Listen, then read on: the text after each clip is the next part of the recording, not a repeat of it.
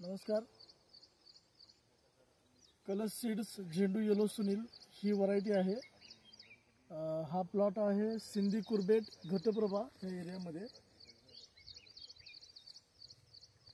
हा प्लॉटचा कदाचित 10वा तोड्याचा हा प्लॉट आहे. एकदम जबरदस्त कॉम्पॅक्ट जर बघितला,